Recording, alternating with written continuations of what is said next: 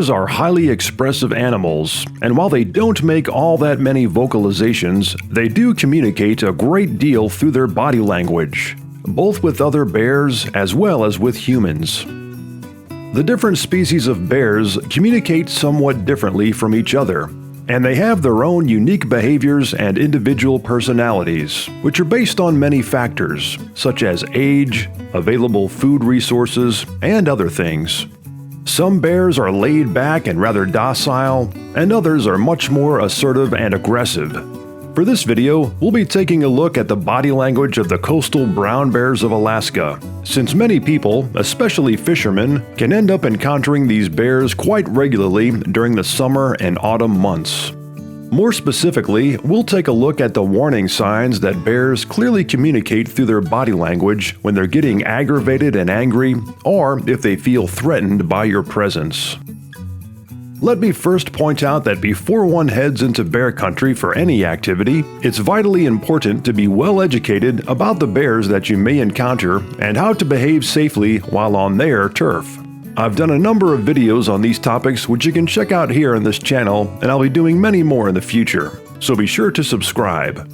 Now let me also point out that bears and people can coexist peacefully in most instances when proper bear safety protocol is followed.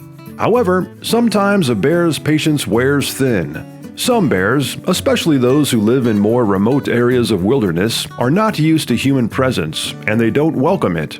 And while other bears are much more conditioned and tolerant of we humans sharing the rivers and woods with them, they still have their limits which need to be respected.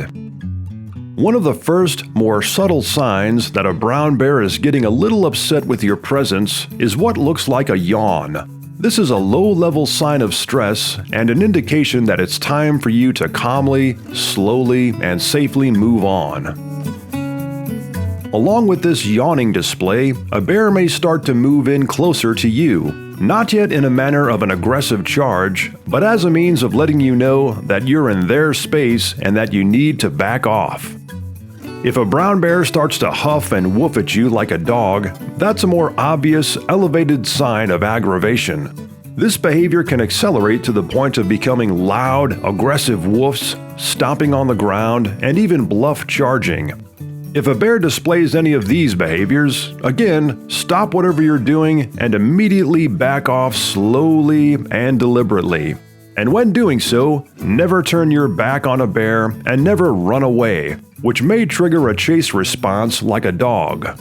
Also, never look at a bear directly in the eye, which bears perceive as an aggressive challenge. While it's important to be aware of these warning signs of a bear's body language, it's also good to know what behaviors are not necessarily warning signs or displays of aggression. One of the most commonly mistaken behaviors is of a bear standing up on its hind legs.